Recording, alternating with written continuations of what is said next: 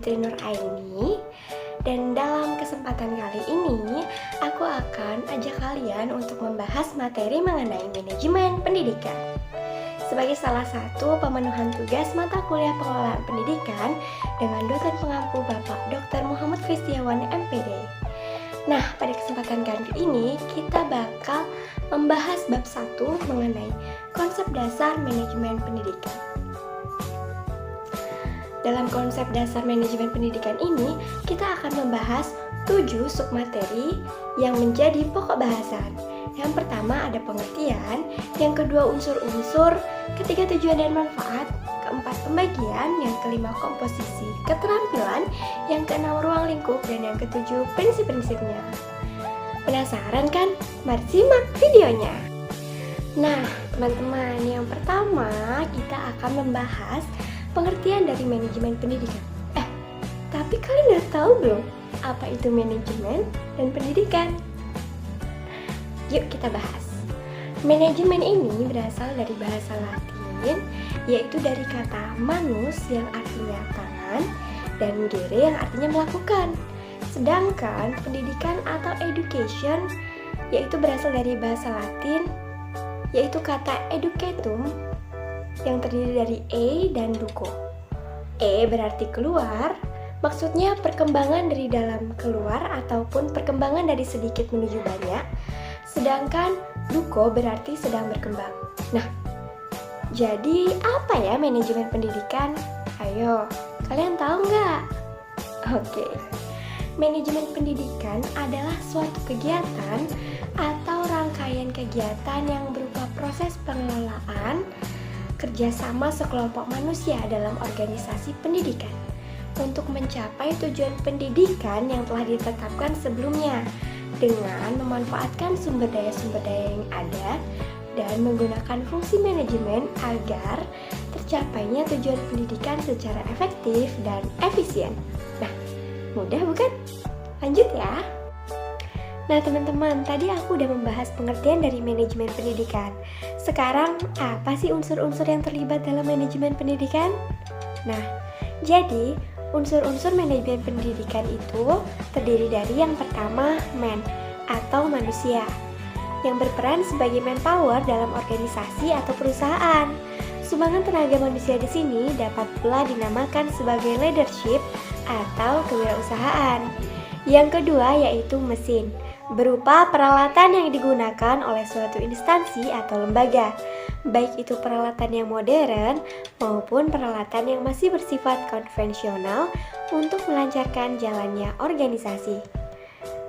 Selanjutnya ada material atau bahan yang digunakan sebagai proses produksi dalam suatu perusahaan atau organisasi. Dapat terdiri dari bahan baku, bahan setengah jadi, atau barang jadi. Kemudian ada money atau uang atau bisa kita sebut dengan modal. Dibagi menjadi dua, yaitu modal tetap berupa tanah, gedung, atau bangunan, serta modal kerja berupa kas atau piutang. Kemudian ada yang namanya metode. Pemilihan dan penggunaan metode yang tepat digunakan sebagai aturan atau cara-cara tertentu yang bertujuan untuk menghindarinya terjadi inefisiensi dan pemborosan. Kemudian ada market. Dalam lembaga pendidikan, market berupa tempat terjadinya interaksi antara pendidik dengan peserta didik maupun dengan stakeholders yang ada dalam lingkup lembaga tersebut. Dan yang terakhir ada minute atau waktu, yaitu waktu yang dipergunakan dan dimanfaatkan dalam pencapaian visi dan misi suatu lembaga secara efektif dan efisien. Gimana? Masih ingat nggak pengertian manajemen pendidikan? Dalam manajemen pendidikan, terdapat suatu usaha kerjasama untuk mencapai tujuan pendidikan. Tapi kalian tahu nggak sih, apa itu tujuan pendidikan? Yuk kita bahas. Nah, tujuan dan manfaat manajemen pendidikan menurut Fatah ialah yang pertama, terwujudnya suasana belajar dan proses pembelajaran yang aktif, inovatif, kreatif, efektif, dan menyenangkan. Yang kedua, terciptanya peserta didik yang aktif mengembangkan potensi dirinya untuk memiliki kekuatan spiritual keagamaan, pengendalian diri, kepribadian, kecerdasan, akhlak mulia, serta keterampilan yang diperlukan dirinya, masyarakat, bangsa, dan negara. Yang ketiga, terpenuhinya salah satu dari 4 kompetensi tenaga pendidik dan kependidikan. Apa itu 4 kompetensi tenaga pendidik dan kependidikan? Yang pertama itu ada kompetensi pedagogik, yang kedua kompetensi kepribadian, yang ketiga kompetensi profesional, dan yang keempat kompetensi sosial. Yang keempat yaitu tercapainya tujuan pendidikan secara efektif dan efisien.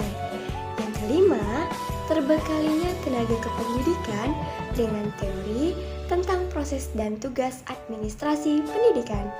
Dan yang terakhir, teratasinya masalah mutu pendidikan. Jadi, udah tahu belum apa itu tujuan dan manfaat manajemen pendidikan? Selanjutnya kita akan membahas pembagian manajemen. Yang pertama ada manajemen puncak atau top management, yang terdiri dari Dewan Direktur, Direktur Utama atau Chief Executive Officer atau CEO. Tugasnya mengembangkan rencana-rencana yang luas untuk lembaga dan mengambil keputusan penting. Yang kedua ada manajemen menengah atau middle management. Disebut juga dengan manajemen administratif yang terdiri dari pimpinan pabrik atau para manajer divisi yang bertugas bertanggung jawab untuk mengembangkan rencana-rencana operasional yang lebih luas dan menerapkan rencana yang dibuat oleh manajer puncak. Dan yang ketiga ada manajemen pelaksana atau operating management, disebut dengan manajemen penyedia. Tugasnya bertanggung jawab untuk melaksanakan rencana-rencana yang dibuat oleh para manajer menengah. Nah teman-teman, tadi kita udah bahas mengenai tingkatan dalam pembagian manajemen. Sekarang kita akan bahas komposisi keterampilan manajemen. Ada 3 keterampilan nih, simak ya. Yang pertama ada keterampilan teknik, yaitu kemampuan untuk menggunakan alat-alat, prosedur, dan teknik suatu bidang khusus, seperti ahli bedah, teknik, pemusik, dan akuntan. Yang kedua ada keterampilan manusiawi, yaitu kemampuan untuk bekerja dengan orang lain, memahami orang lain, dan mendorong orang lain, baik sebagai perorangan maupun kelompok. Dan yang ketiga ada keterampilan konseptual, yaitu kemampuan mental untuk mengkoordinasi dan memadukan semua kepentingan dan kegiatan organisasi yang meliputi melihat organisasi secara keseluruhan dan memahami perubahan pada setiap bagian yang dapat mempengaruhi organisasi. Nah teman-teman, kira-kira ada manajemen apa aja ya yang ada di manajemen pendidikan?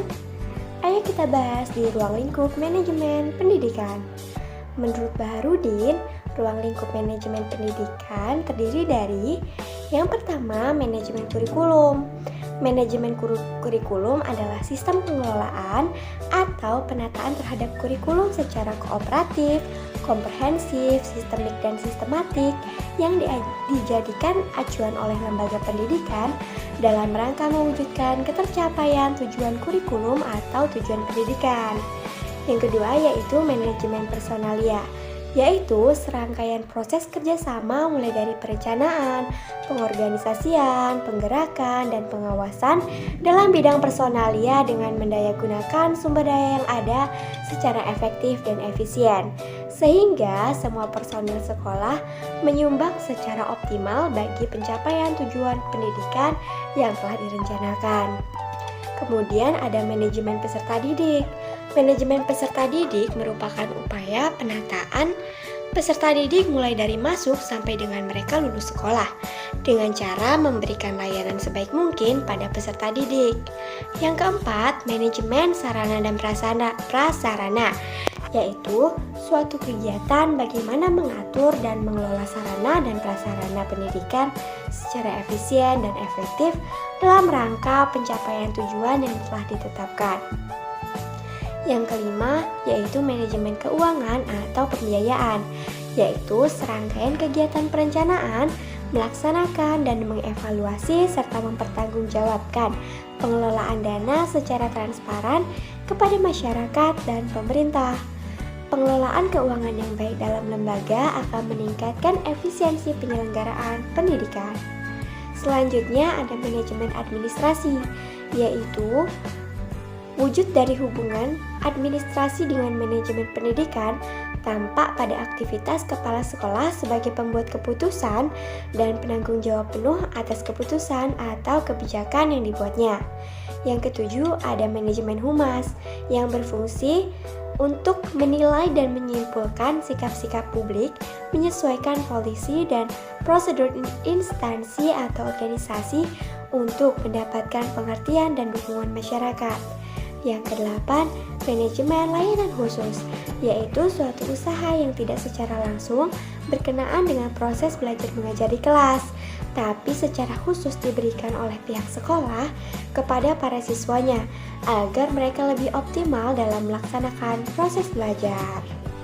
Nah teman-teman, jangan salah ya, manajemen juga punya prinsip-prinsip nih.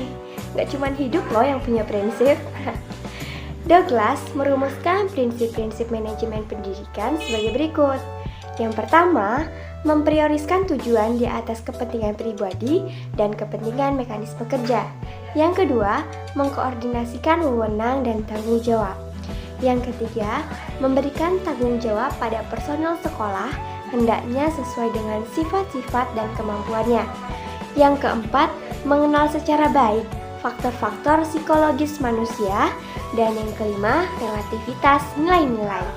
Nah, prinsip-prinsip tersebut memiliki esensi bahwa manajemen dalam ilmu dan praktiknya harus memperhatikan tujuan, orang-orang, tugas-tugas, dan nilai-nilai. Nah, teman-teman, udah selesai nih kita membahas mengenai konsep dasar manajemen pendidikan. Gimana?